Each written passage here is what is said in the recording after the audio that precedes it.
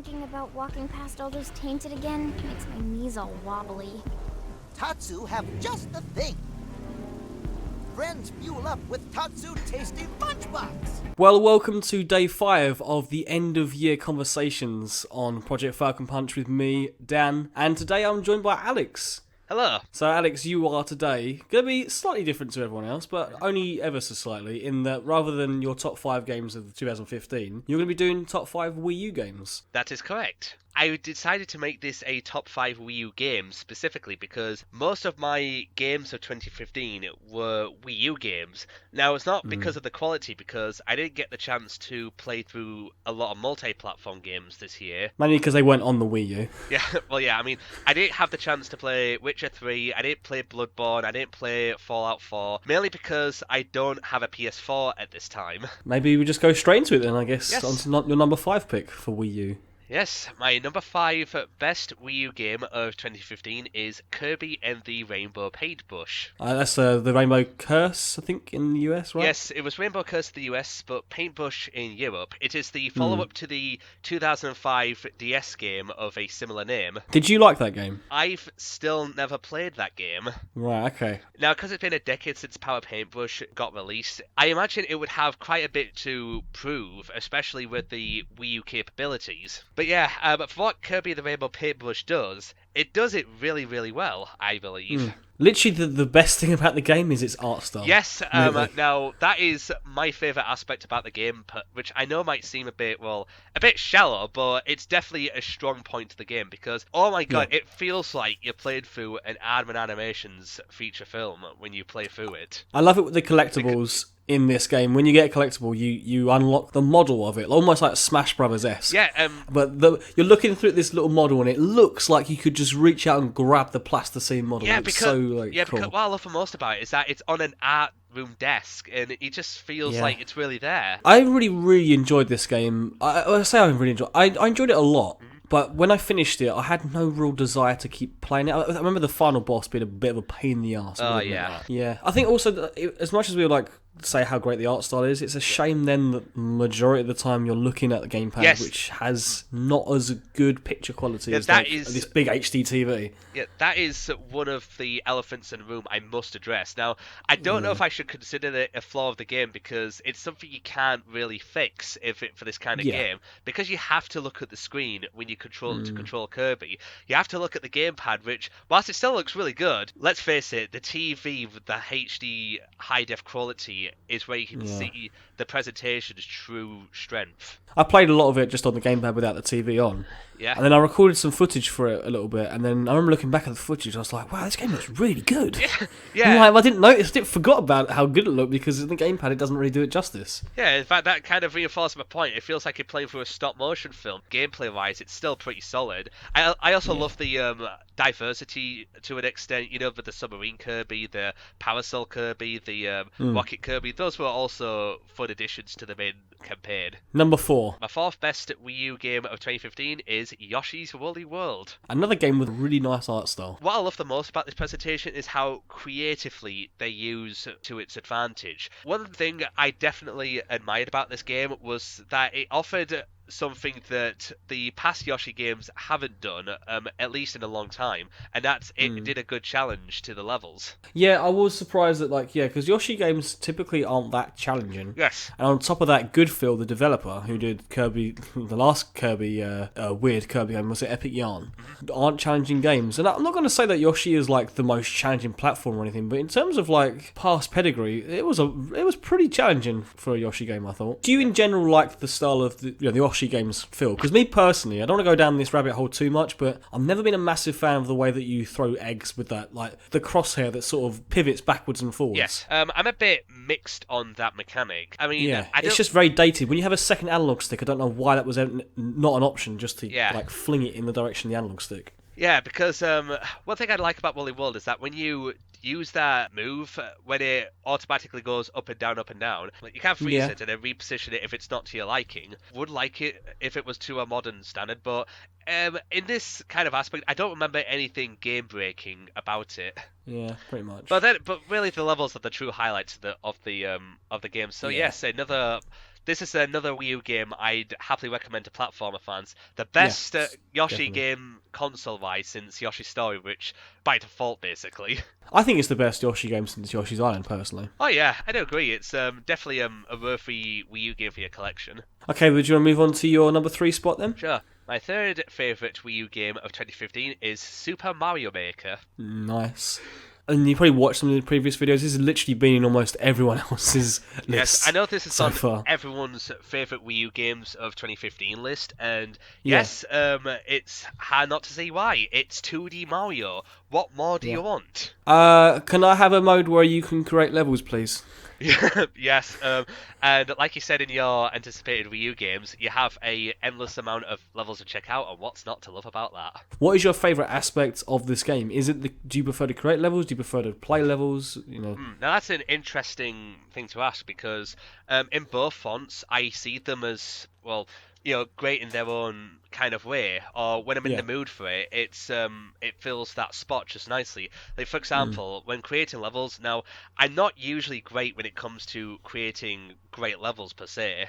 But if if I'm in a mood where I am feeling like my artistic side's wanting to let out in a Mario platforming sense, then I've got some good ideas for a level. Yeah, I think that most people I find enjoy this game more if they enjoy the creation aspect more. Because I love both sides of it. I definitely play probably equal amounts of both creating and playing. But at the same time, when you're creating a level and you get it just how you want it and you look back at it and you just like, I'm really, really proud of that level. It's a really great feeling, especially when you're watching people play a level. Oh yeah, in fact, I look back at a few of my levels I made way back in September when the game first came out, and since then I think I've got about 10 stars for one and about 100 people have played it, and I've got a few comments for it, and seeing my creation get this kind of feedback has honestly been one of my favourite things about this game. Just how other people react to your ideas to a Mario themed level. And I also must bring this up, but the Mario Paint presentation,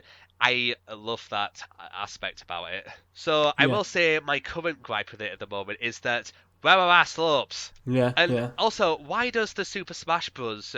Mario Maker stage have slopes, but the actual Mario Maker doesn't? Yeah, that is a bit annoying, I will admit. Yeah, so that didn't make sense, as is one or two other missions like the Poison Mushroom. But to be honest, considering how dickish a few levels can be, I'm kind of not wanting it to be in there. I think it's a must-have for anyone who's into 2D Mario, because even if you're not into making levels, play some levels, because there's some really good ones. Well, keep that thought. Perhaps move on now to your second favourite Wii U game of 2015. Sure. Now, this second one is where it starts to get rather, interesting for me. Because I know you said before we started this video, you said number 1, number 2, you are so unsure which way to put this them. was literally like a tie. Well, at least when I first thought about it, because both games are great in their own way, and these next two games are very different. They're incomparable. So it's really hard to decide what I thought was the best one.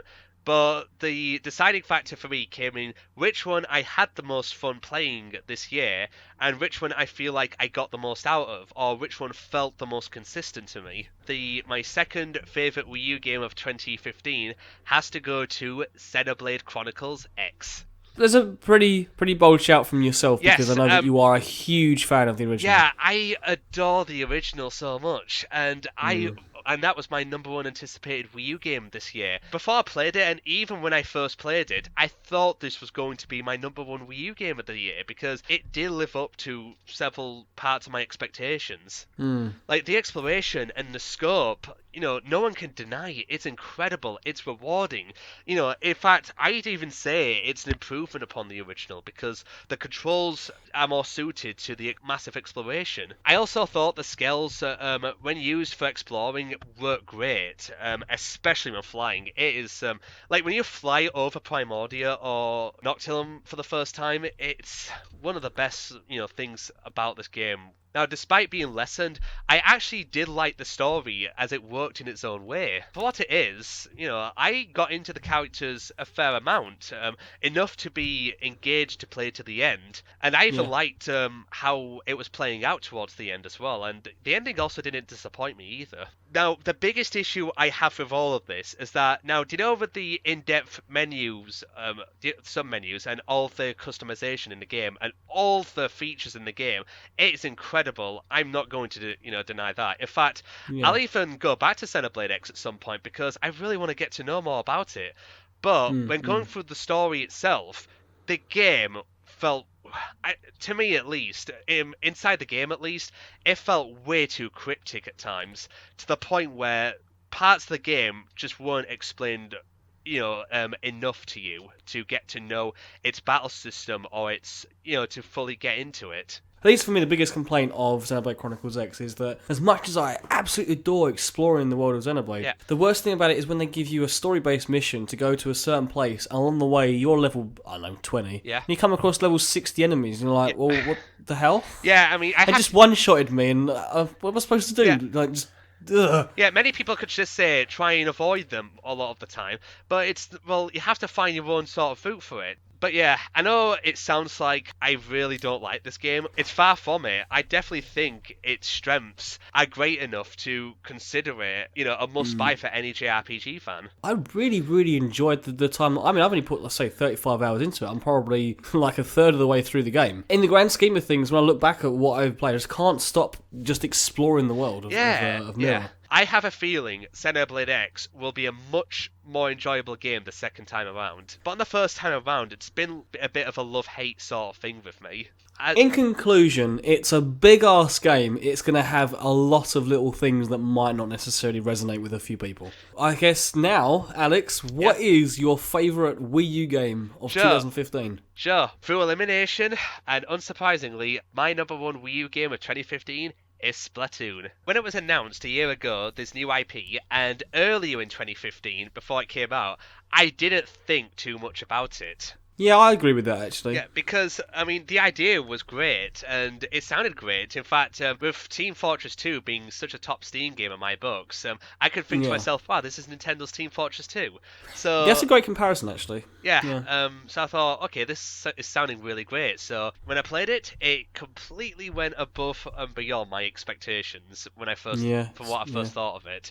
Like, at first I thought it was going to be one of those multiplayer games I play a few times, but I'll play other games. But to this day, I'm still playing Splatoon. I think the best thing about Splatoon is the fact that Nintendo are updating it, keeping it fresh, keeping people interested. Because as much as like when it first came out, it felt very bare bones. Yeah. It's like a lot of multiplayer-based shooters these days, where the first time when it first comes out, you're like, yeah, this game feels like not enough for my money. Oh yeah. And then 6 months down the line, you look back and you realise that you've been playing it the entire time because they just keep updating it, keep giving you new weapons, keep new maps and everything like that. Yeah, it's been kind of a unique experience when you put it that way. And I have also played a fair amount of ranked, and although getting kills on the opponent can be more emphasized in ranked, it still has, some great other modes to it, like tower control or splat zones to it. Yeah. Splat zones, depending on the map, can add up to such, a heart-wrenching game where you're just like, oh my god, I'm never going to catch up. And then when you start to catch up,